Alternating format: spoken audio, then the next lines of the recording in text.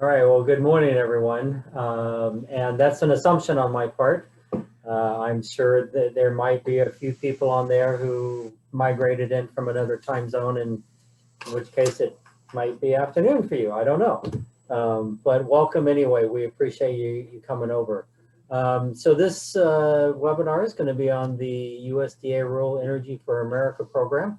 I'm David Carter. I'm with the Kansas Energy Program with K-State Engineering Extension Department.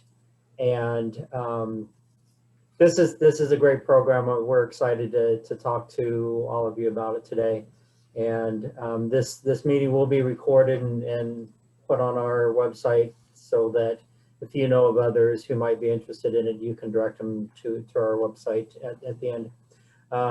So I'm going to give you a few caveats for this webinar. At the end of this webinar, you will not be a Rural Energy for America program expert because we're not. So, we'll convey some information. There's just a lot of regulations out there regarding this program, and to cover it all in an hour is just not possible. There are people that have been with the program for a number of years that still learn things. So, and us among them. It will also not cover all of the USDA regulations regarding this program. I've selected some of the more juicy ones to relay to everybody. So yeah, there's that. And it will also not cover the guaranteed loan part of the Rural Energy for America program. So it is a grant and guaranteed loan program. We just haven't been involved with those very often. So it's not in our area of expertise, so we're not going to talk about them.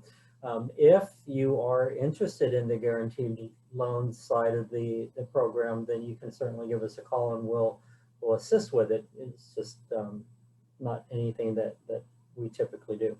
What this webinar will do is give you a place to start, which is with the Kansas Energy Program. We do provide this assistance free of charge.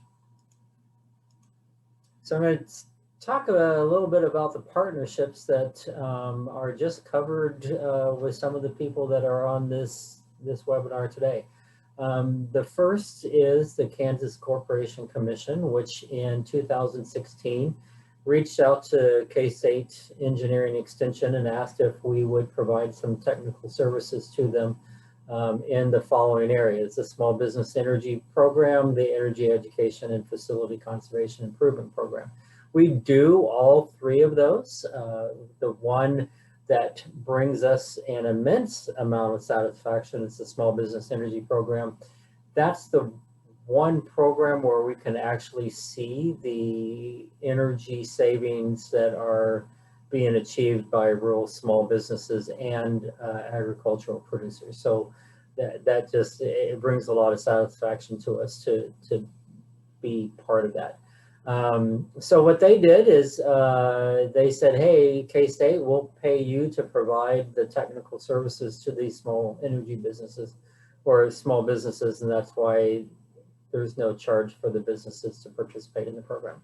The second, of course, is the U.S. Department of Agricultural Rural Energy for America program.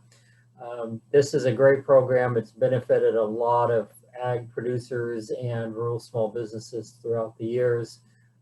It's just very, very cool to be able to work with them.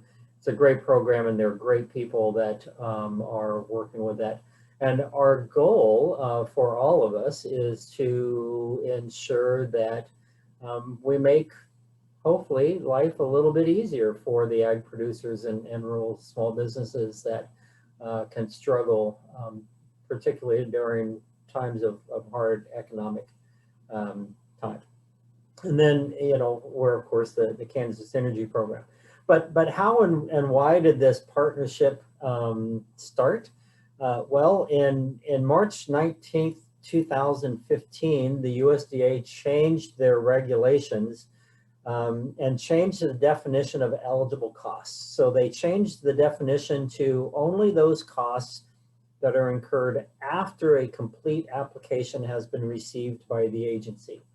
So what this meant was that the energy assessment that is a required part of the application, but has to occur before the application can be submitted, those are not eligible costs. So in essence, what was having to happen was the small business or the ag producer was having to pay up front for an energy assessment with absolutely no guarantee that their project would be approved for funding. So that was a gap that the KCC noted, and they reached out to us and asked if we could do that. So what we do is we provide the free energy audits to rural small business and ag producers. And those are just a couple of the criteria that the small businesses have to meet. They have to be in populations less than 50,000, and they have to meet the Small Business Administration small business size standard. Those criteria are not applicable to ag producers. They can be in the city of Kansas City, and as long as they meet the definition of being an ag producer, that population doesn't apply to them, nor does the small business size standard. And then we provide assistance in applying for the REAP grant, which, if approved, the program reimburses up to 25% of eligible project costs.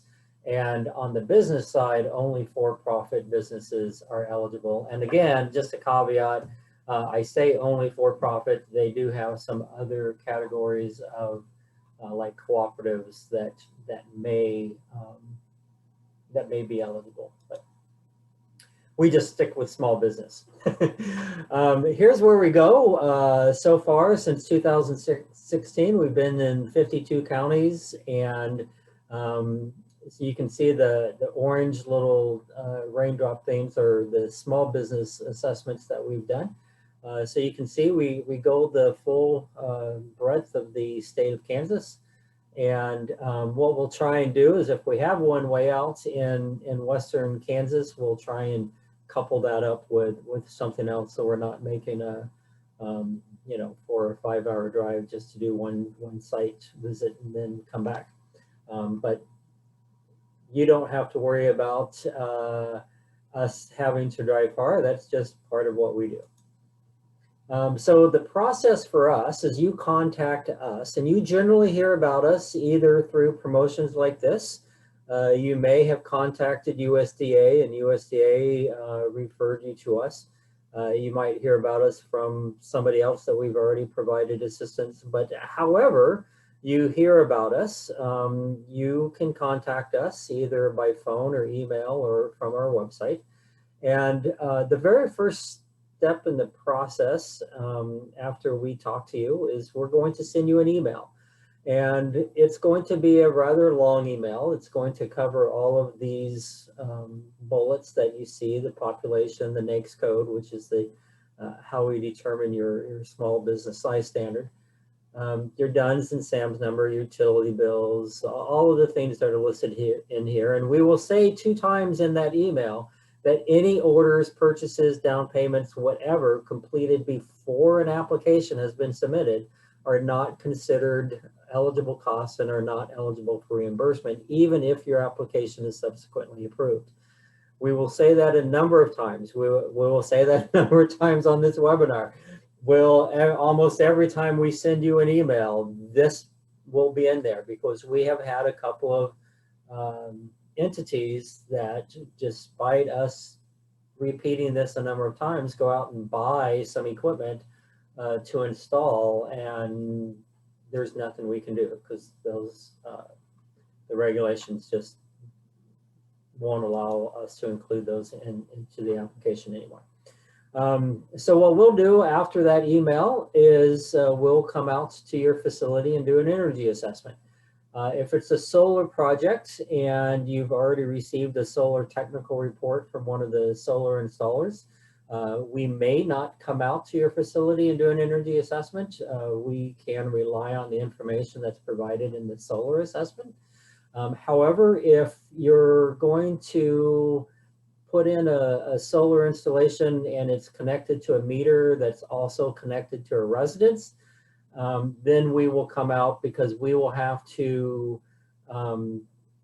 calculate how much of the electricity generated is going to the business or ag producers versus the private residents. And we have to take that private residence portion out of the energy calculations.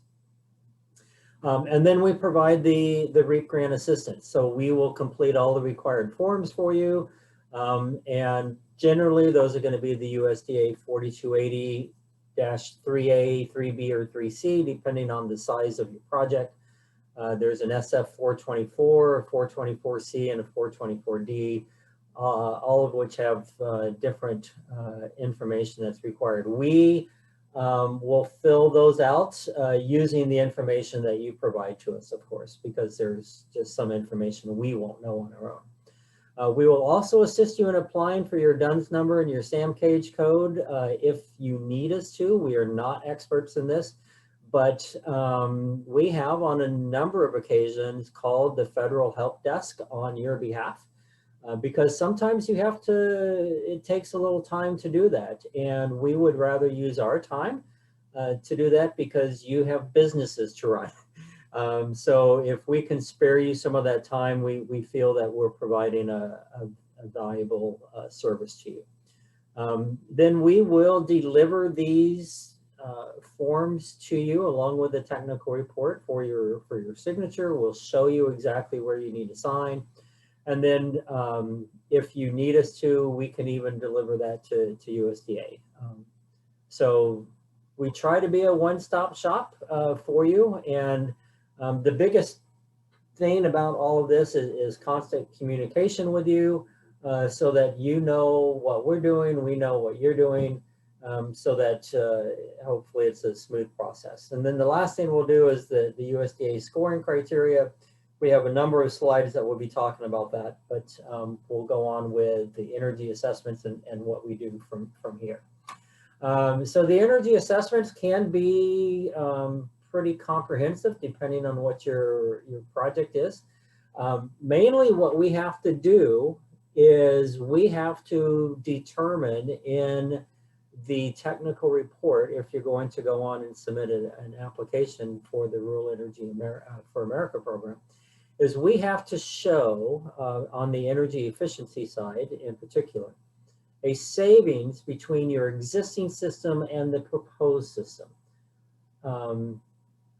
So that's the basis of what our energy assessment is intending to result in.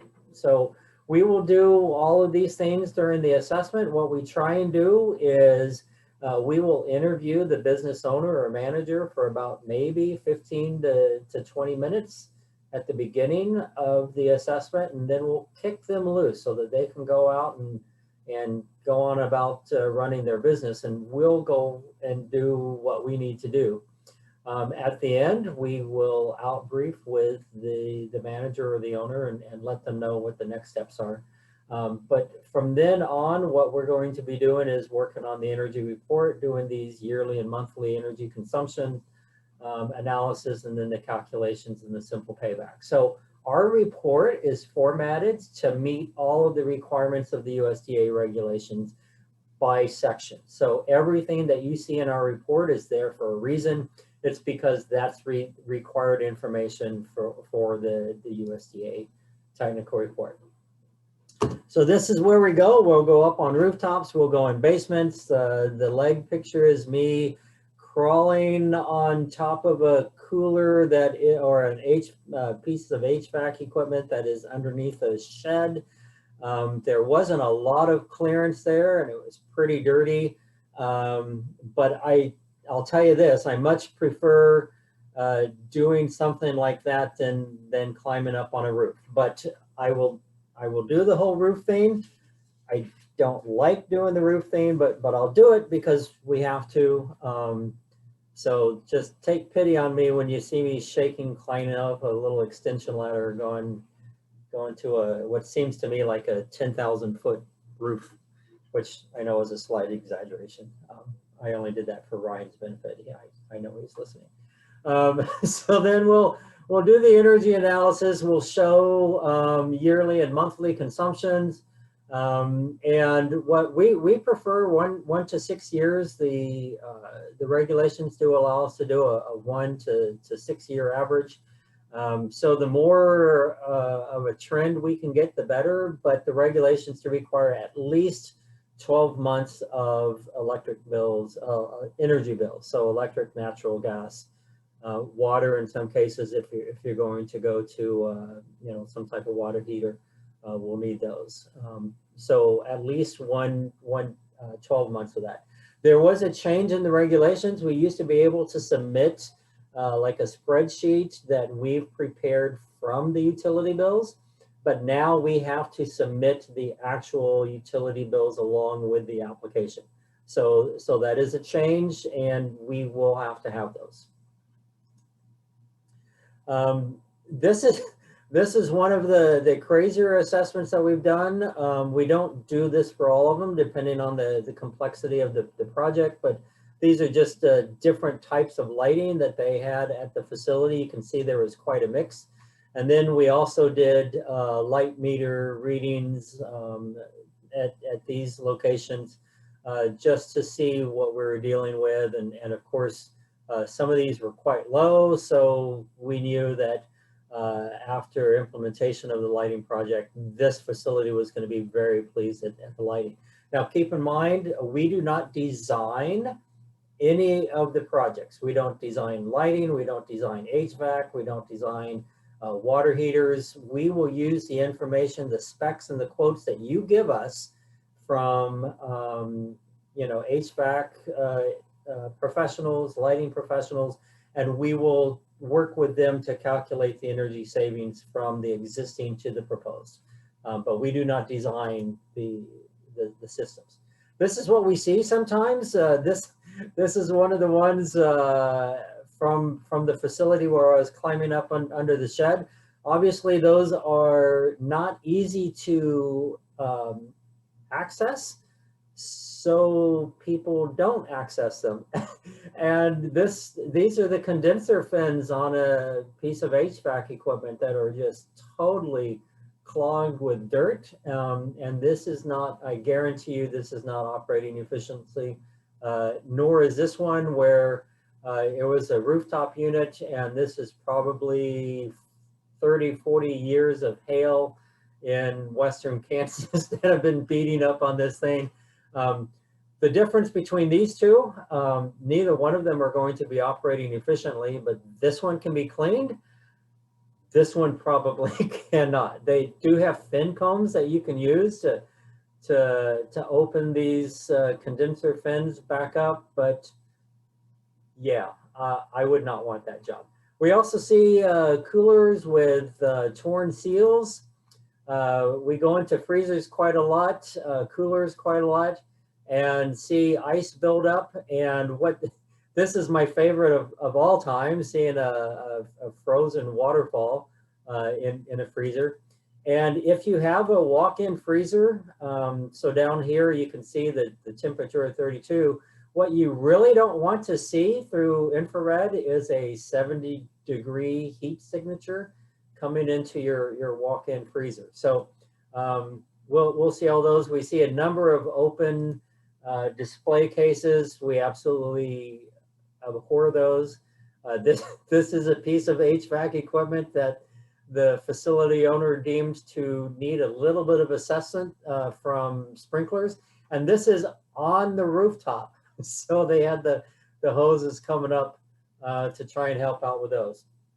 We see walk-in coolers and freezers outside in the state of Kansas, which if you've been outside today, you know is going to exceed 100 degrees, high humidity, and that in and of itself is not a problem. This, of course, is a white cooler, walk-in freezer.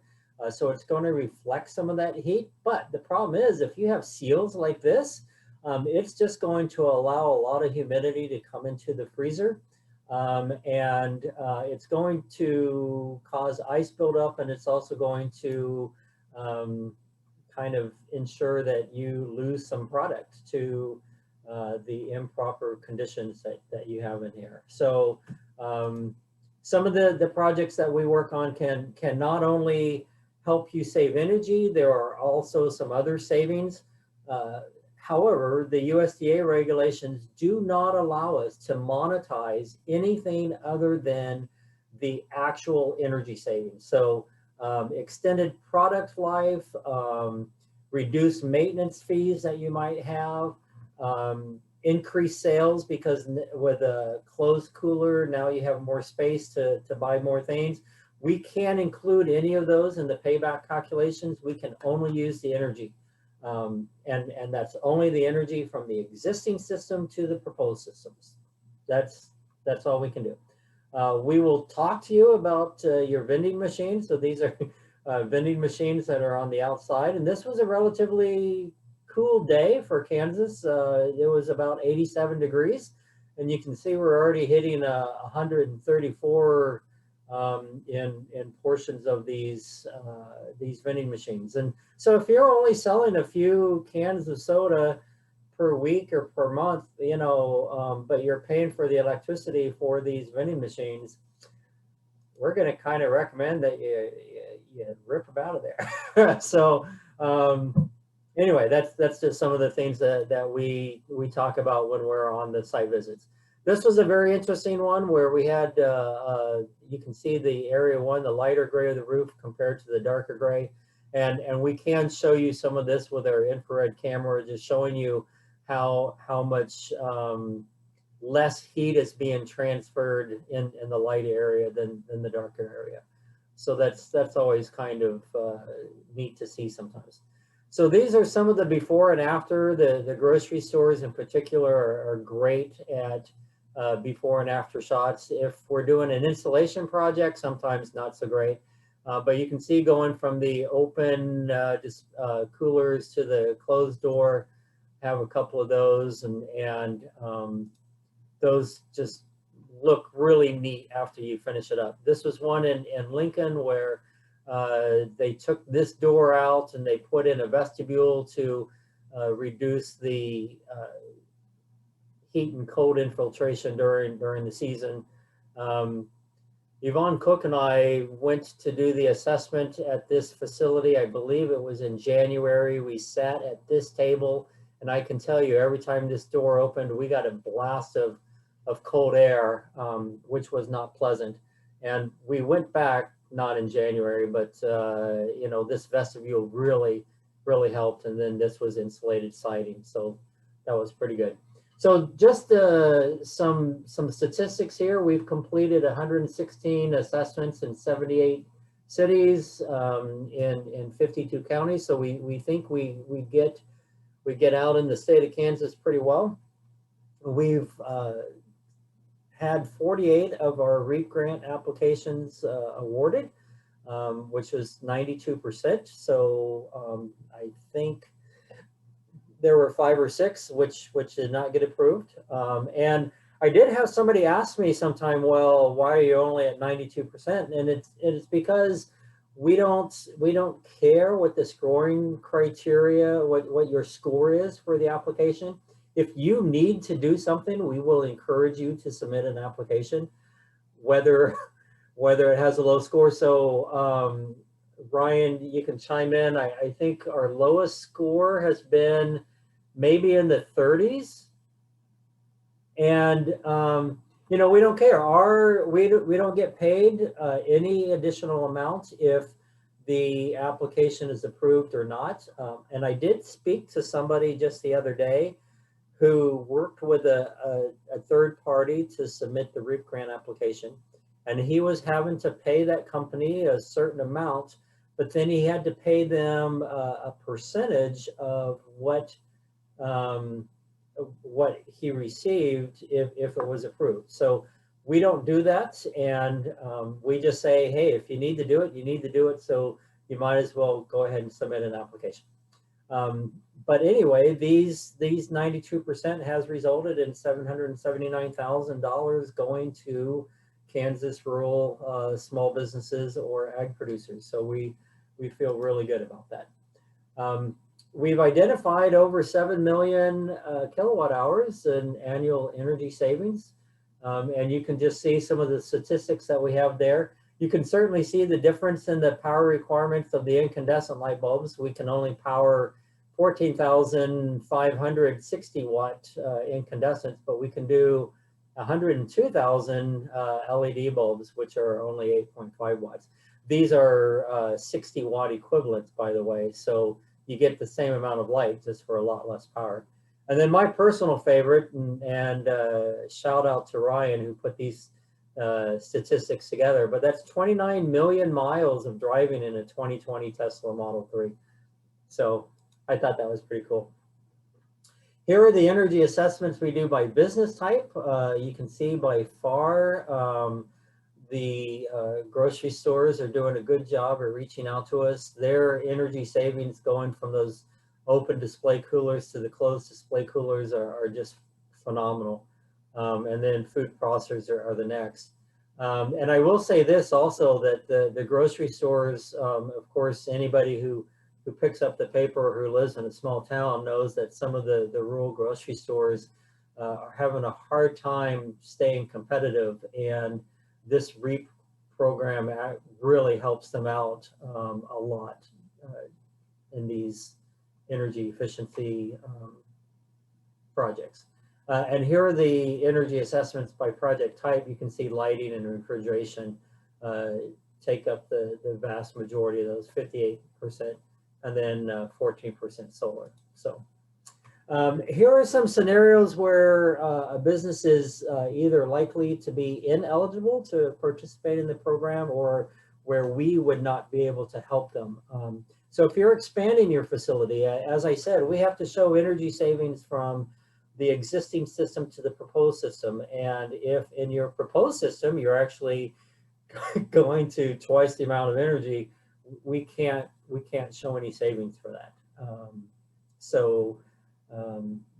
Doesn't necessarily mean that you would be ineligible for the project, but you would lose points in the scoring criteria. So, and we'll get to those as we go along.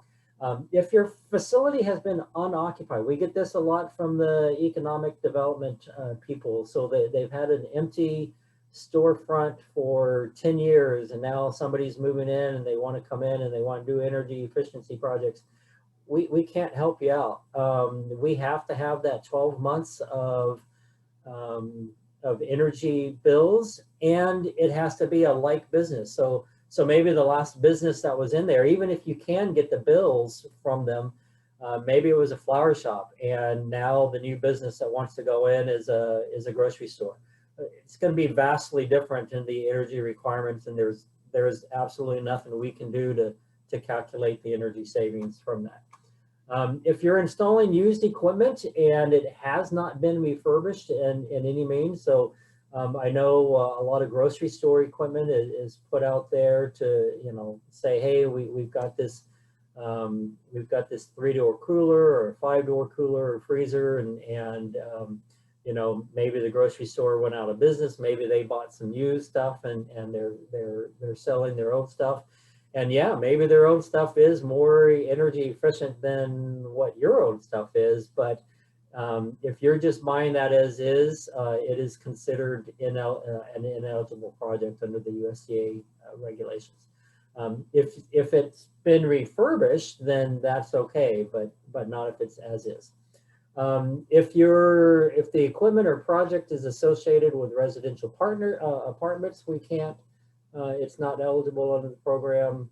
If you can't obtain the most recent 12 months of utility bills, and this kind of goes back to that unoccupied building. If the existing equipment has already been removed, we have nothing to compare, to, so we can't do that. And then if it's not a like business, even if the building hasn't been unoccupied, but it was a flower shop and now a store is going, grocery store is going in there, we just can't do a before and after energy assessment on those.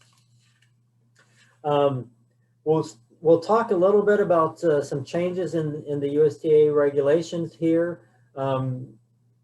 And my disclaimer is that this is not our program. We're kind of a peripheral to this program. So USDA will have the final say on any eligibility requirements, any interpretation of the regulations.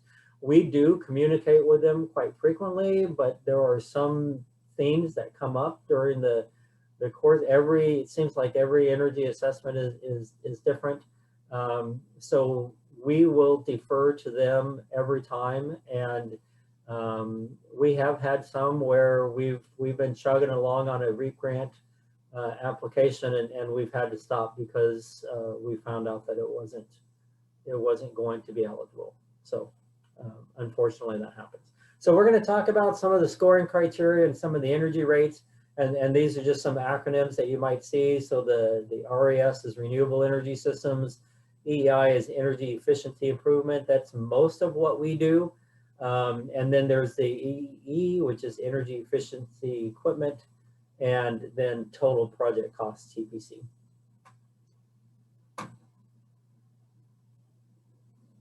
Ryan, I have somebody in the chat, so if you can check that for me, please. So this is the overall scoring criteria. There are 8 of them, and for the grant, it totals up to 100 points. And again, I think the guaranteed loan is 90, but I'm not going to talk about the guaranteed loan. So you have the environmental benefits, you have the energy generated, replaced, or saved, and that's in 2 parts. So, you know, part 1, part 2. You have commitment of funds for 15, previous grantee of 15, existing business with 5 points, simple payback of 15 points.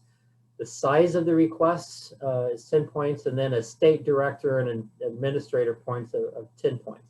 Now, I will tell you that we will not do the last one for you. We will go ahead and estimate 1 through 7. And so we'll give you what we think your application would rank from basically 0 to 90. We won't do that last one. And again, you know, we might say, hey, you know, we think your application is going to rank 90. USDA may rank it at 80, and they're going to trump whatever we come up with. So these David, just, can I interrupt real quick? If anybody has any questions, if they can just message them to me, to Ryan Hamill, and then I can pass those along to David either during the presentation or at the end. Okay. Because I can't, yeah, thanks, David. If they send to you, I can't see those. So. Oh, so you can't see the chat. Okay. Yes, so this is, yes, the PowerPoint will be available after the meeting. Oh, and now close that. So you can see, I'm not going to read all these to you. The environmental benefits, you have 5 points. We have rarely seen a project which did not score all 5. But anyway, it's there. You can get from 1 to 3 to 5 points. So this is part 1 of the energy generated, replaced, or saved. And you can see there are different calculations for the renewable energy versus energy efficiency improvements versus energy efficiency equipment. But they're all going to go, you know, up to 10 points. This second one is a calculation, so it's going to be anywhere from 0 to 10 points, and the same for this one. Now, I will tell you that we rarely have any of our projects come anywhere close to 10 points on this. I think all of ours have been less than 5. So anyway, this seems to be a tough one to get the full 10 points. For the quantity, we do some frequent. I'll say frequently. We do get up to 15 points It seems to be quite often, but most of the time it's going to be maybe a little bit less. But you can see, again, there are different categories of calculations for these, but the max is going to be 15 points, and for the energy saved, you can actually get down to 0 points. So we'll figure those all out for you and present those to you at the end of the report once we have all the information together. So the commitment of funds is a pretty important one. It means that you have, so again, this is the USDA REAP program is a reimbursement program. So you actually have to have 100% of the costs to implement the project. And then at the end, if your application has been approved, you can submit receipts for reimbursement of up to 25% of those costs. So what this is just showing at the time of your application that, yes, I do have matching funds for that remaining 75% of the project, which will not be reimbursed. And you can see if you have 100%, you get the full amount. If it's less than 100 but more than 50, then again it's a calculation based on how much you do have, and if you'll get 0 if it's 50 or less. I don't think we've ever submitted an application where we had 0 on that one, and I think most of the time the facilities have 100% of the matching funds, so that's not too bad. This is anyway, this is just whether you've received a REAP grant before and whether the USDA has actually dispersed the funds to you in previous fiscal years. So again, you can see it goes from 0 to 10 to 15. And if you've ever done it before, unless the regulations change, you're never going to have 15 points again. So you're only going to get the 15 points the once, and then your max, as the regulations are written right now, are going to be 10. This is a new one.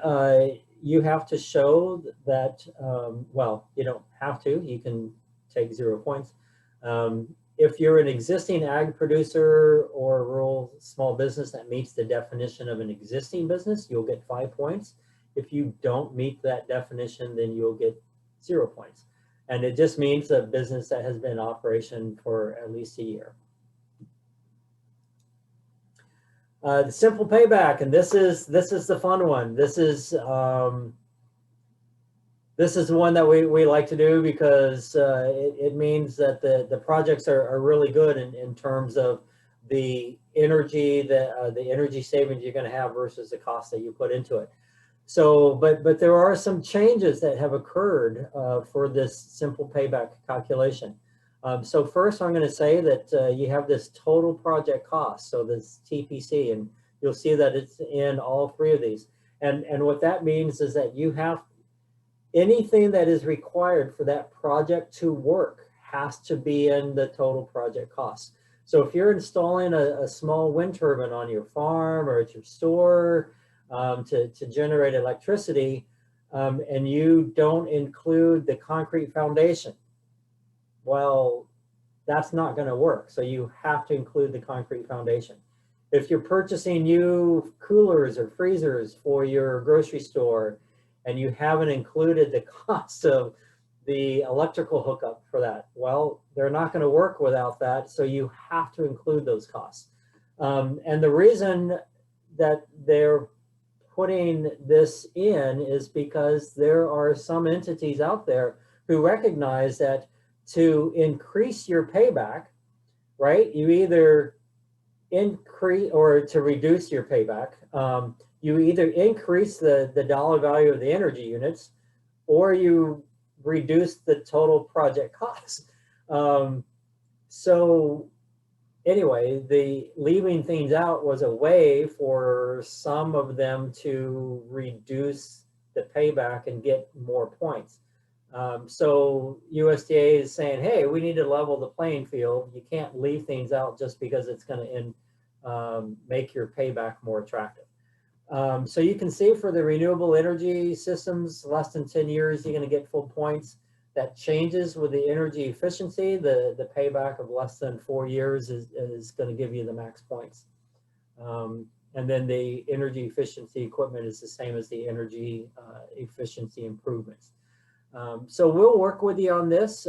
There are times when if you're doing multiple projects, if one of the projects has a really long payback and it's dragging down some of your other ones, we'll ask if you want to consider removing that project to increase your payback.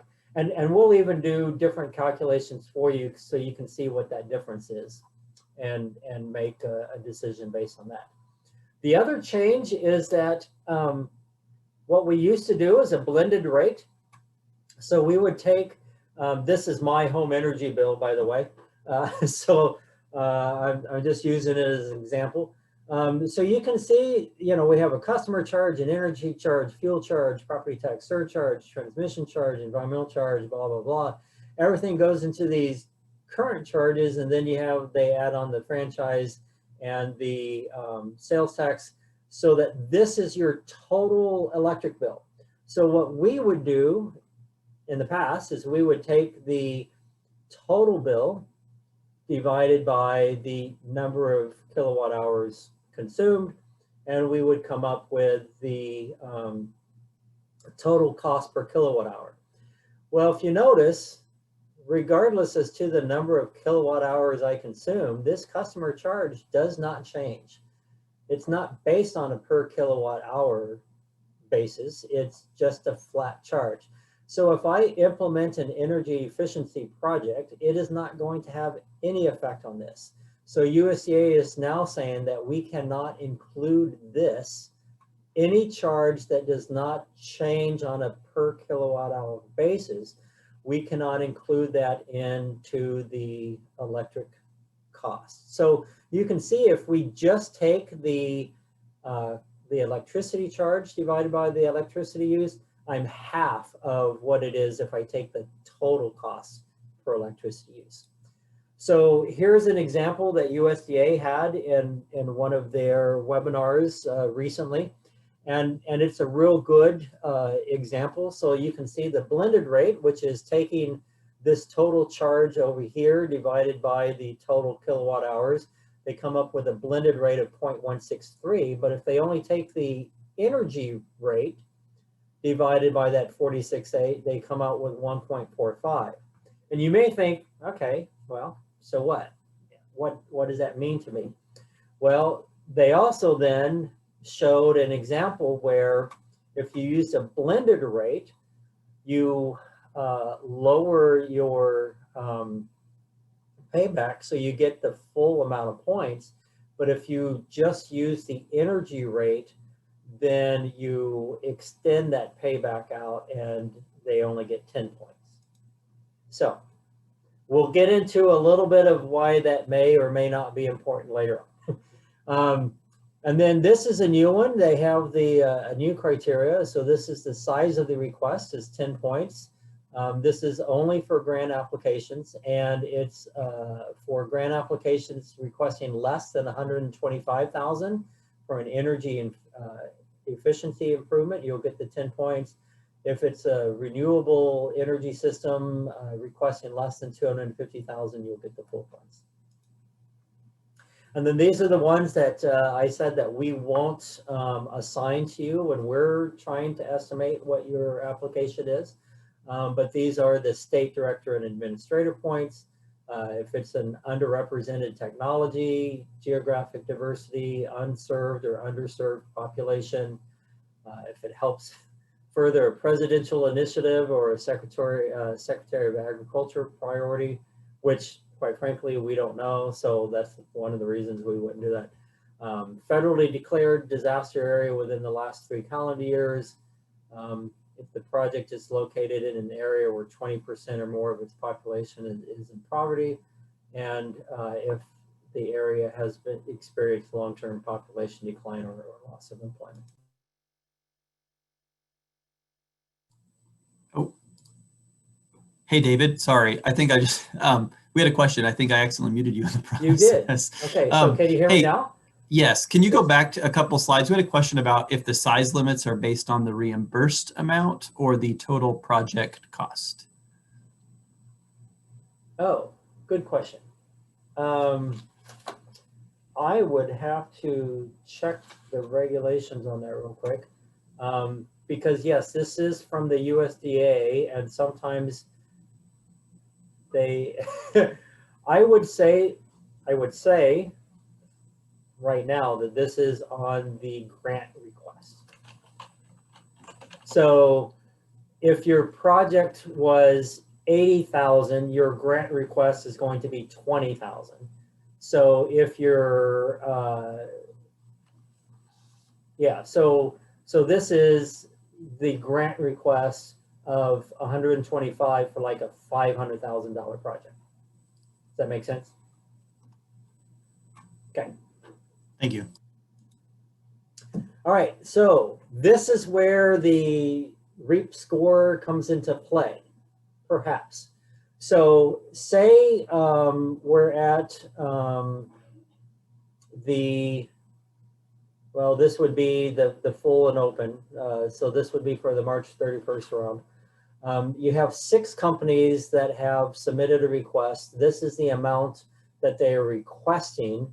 So their project cost would be 4 times this. But this is the amount that they're requesting from the USDA. And that totals $200,000 for these 6 companies. And this is how the USDA ranked their applications from 95 to 70. But USDA only has $180,000 in their budget. So they're going to go to the highest ranking application, pay that one in full. They'll pay this one in full. They'll pay this one in full. They'll pay this one in full. They'll pay this one in full. And they've expended 160K of their 180, but there's only 20K left. And this company has requested 40K. So they can do one of 2 things. They can go to the company and say, hey, we only have 20,000 left. Are you okay with that? And the company could say yes. And then, you know, that's all there is to it. Or the company can say, no, I really need that 40K, and then USDA will bump that up to the national level and see if it's funded there. So this comes into play only if the USDA does not have enough in their budget to cover all of the grants requested for the applications that they have received. If they had $200,000 in their budget, they would fund all of the applications, and the REAP score kind of goes out the window. Does that make sense to everybody?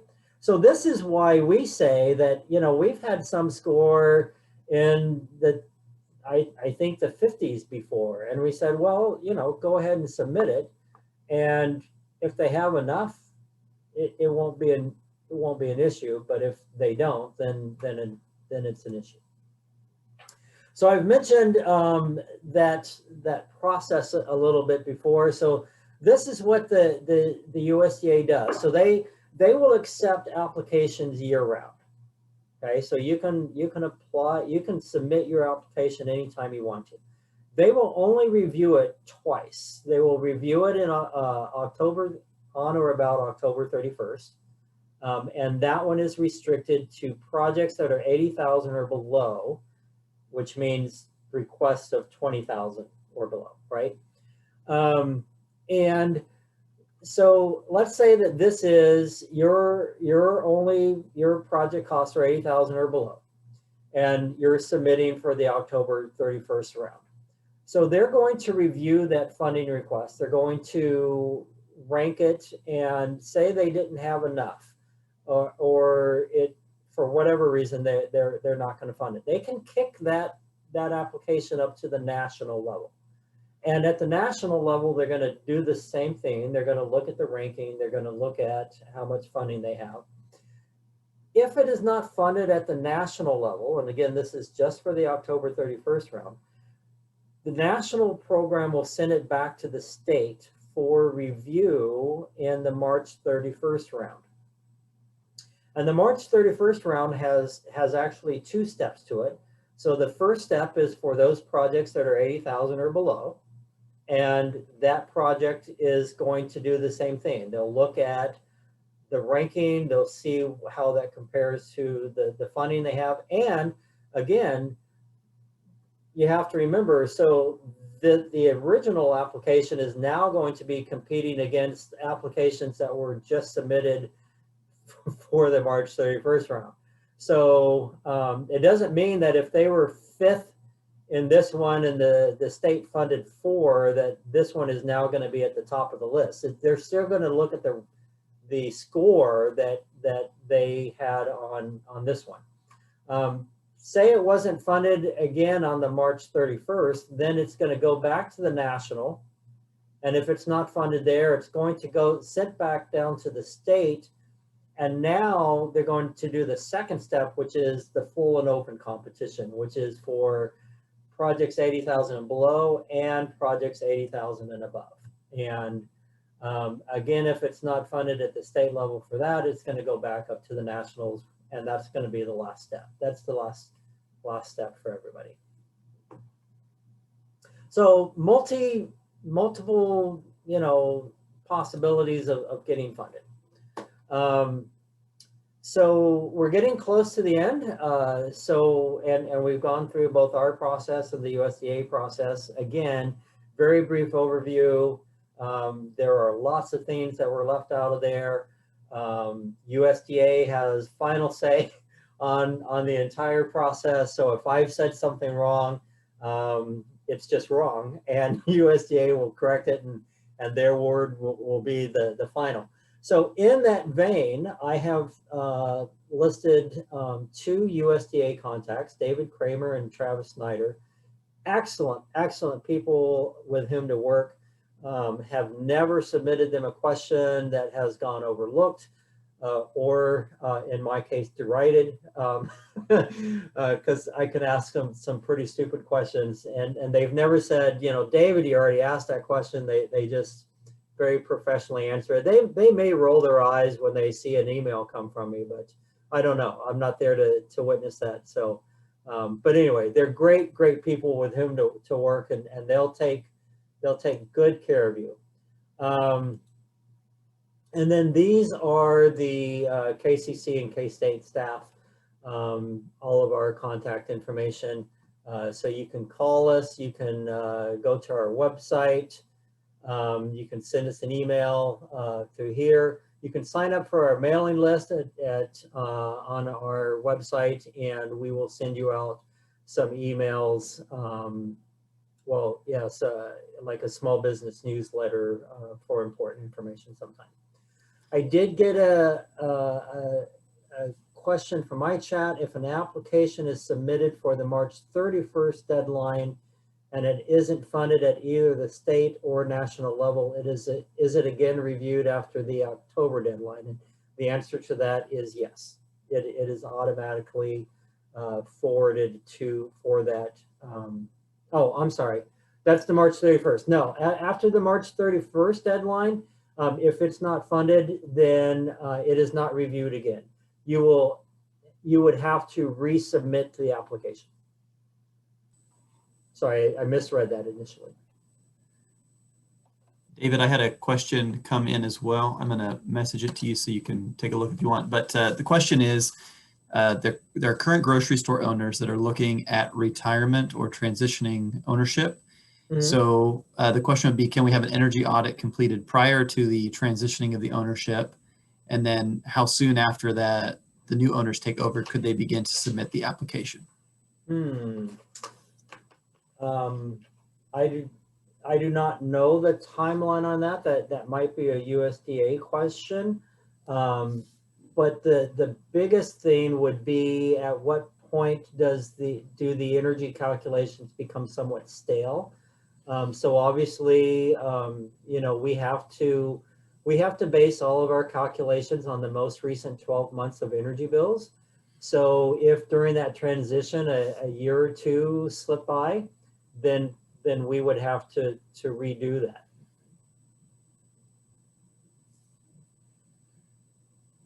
and I don't know what the limiting factor is for USDA. You know, if it's 2 months, you know, maybe they'd say, okay, not a problem. If it's 6 months, I don't know. So I would defer to USDA on that one. And I don't know if either David or Travis is on the line, and if we could. Oh, so I did get, yes, Travis, if you want to expand on that, you can. Here, can. No, you are not muted, so.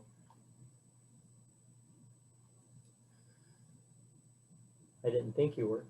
Let me see. I think I can add, because he asked to unmute. Okay, can you hear me? Yes, we can. Thank you, Travis. Okay, awesome. Well, thanks again for doing this, guys. Y'all done a great job. I was just kind of listening in, and I thought it was very interesting. But could you repeat that question again? Yeah.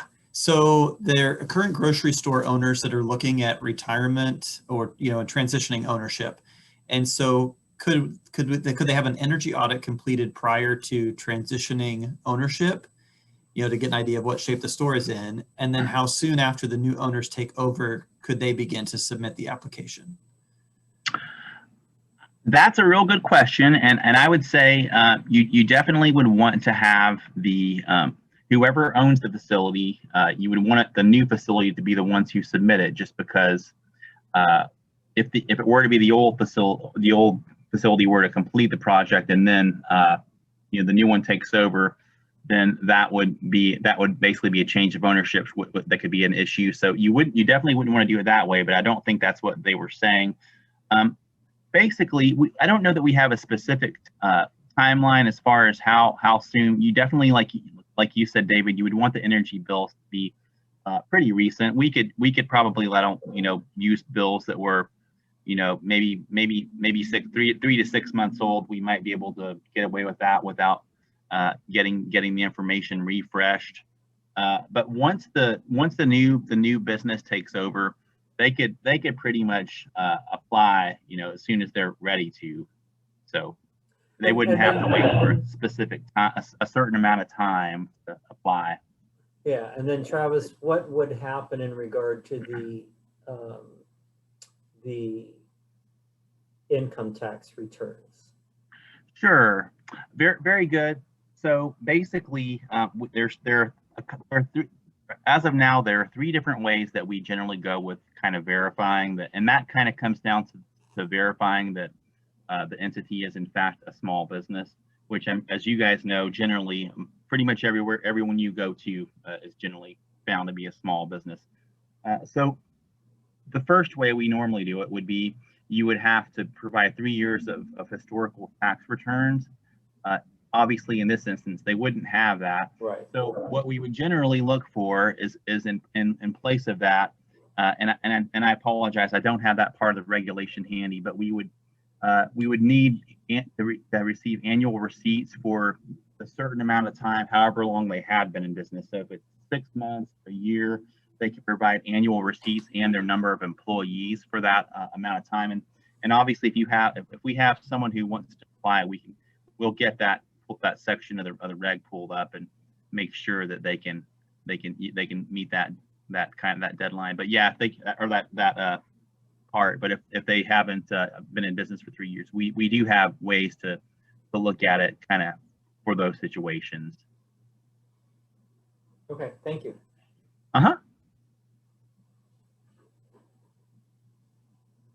Ryan, any other questions? Yeah, we just to confirm. So if you submit an application for the October round, you get, you know, 2 chances. Well, you get 2 chances time frame wise, October and March. But then if you submit for March, you only get the 1 chance. That is correct.